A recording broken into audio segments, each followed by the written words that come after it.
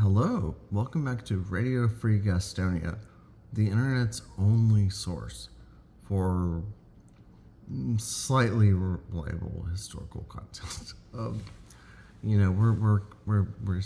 I've said it before, we're still working on those numbers, but I was just thinking today, you can't like swing a dead cat without like seeing something about AI or in education, stuff like that. Um, I am a confirmed AI skeptic. I've been, as long as I'd say probably the last 5 years that this has been boosted and shilled by certain high profile of Silicon Valley people that like this is bullshit. This is not real. They're trying to scare you. I mean, Sam Altman, like, what kind of person is a CEO of a company and goes around telling everyone all the time that like our company's going to destroy the world? That should give you a hint or a tell that there's something wrong. And so I've been very reluctant to engage in the AI discourse because I really do think that it has been overblown. That's like what Silicon Valley people do. It's what all marketers and Wall Street hype people, whatever, like, oh, this is the great icecubes.com is gonna like revolutionize life. I have to be honest. I have, as somebody who's in the education field, I have seen a lot of assignments that are pretty clearly written by AI, and then the student just turns it. This is very different from back in 2011 when like a guy would just copy and paste a Wikipedia article and turn it in, and it would still have the parts where it says picture of Robert E. Lee. Like, you copy all the text, but like they don't transfer the images, And I thought that was, I was annoyed by it. I don't think it's good, but now it's much easier to do that. And like, I know lots of people in the education field are like really wondering, like, what do we do? What do we do? Like, do we have to go back to like in-person written exams, which honestly I think is probably the only thing you can do. I don't know. I was just like, I was listening to some stuff and thinking about it and reading and like, I don't know, like, we are going to have to live with this because it's being imposed on us by like very rich and powerful people who have powerful connections in government.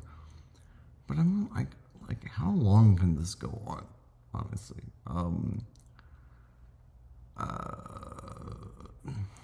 it's just like when I think about it, it's like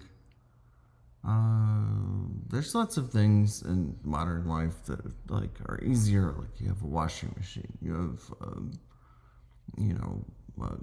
cable, internet, whatever, that just make things a little bit easier at a cost, obviously. But this, the thing that I find so like disheartening about it is that it's like outsourcing your consciousness. We could all outsource, like, when was William Howard Taft president? Or like, when was the Federal Reserve Act passed? Like, you don't really need to know these facts. Like, you can just look them up on Google or Wikipedia. It's very clear. It's very easy. But when you outsource your entire being and consciousness to a stupid algorithm, and people are okay with that, like, well, like, what does that do to you? Like, I think that's the thing that I find most disturbing is that like, yeah, you can get ChatGPT to like write a paper or something, or like you can get ChatGPT to write like an email or a text to your girlfriend about like how you feel really sad about like cheating on her. It's like, I mean, you could just do that yourself, but like maybe ChatGPT is better at doing it. But this is a very pernicious and scary thing to me. I really do think about this a lot. I mean, I'm a writer. I mean, I'm obviously also a professor, and I teach. But like, as a writer and editor, the idea that like things that I things that people submit might be completely manufactured by AI. Like, I mean, for those of us who are writers who've like written books or articles, like, it really is a mockery of all the hard work and like diligence that it takes to investigate something. And if that becomes the norm, then I do think I don't want to be one of those like old timey like nostalgic like, oh well, things used to be better in the old days. But like, this is a clear and present danger, as the movie said. Like, I mean, it's just like the humanness, like the personness, like the individuality of like, reading something like Ulysses or something like, I don't know, or like The Bluest Eye or like, this is not going to come from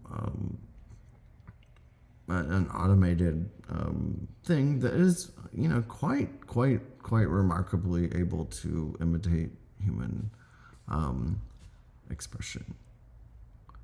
And that makes me sad, and it makes me angry, but like, more than anything, it just makes me worried about like the future, because I work with students all the time. I work with people of all different ages. And outside of my academic career, I work with other people in like nonprofit organizations. The idea that like you expressing yourself and just like Walt Whitman, like speaking what's in your heart, like that is the most valuable thing. And yet this threatens to say that like, well, we can just like manufacture a bunch of pop songs or a bunch of like history books, or like we can just like push a button and this thing will create it. I feel like this is, I admit, like I said at the beginning, like that I've been an AI skeptic from the beginning. I'm a little bit more worried now. I still don't think it's going to pan out, because they don't have enough money to do this. It's a huge profit loss industry. It's causing huge problems for local communities. In terms in terms of water loss or electricity loss, like, it's not like this is a unflinching juggernaut that's just going to march through our lives. It's not.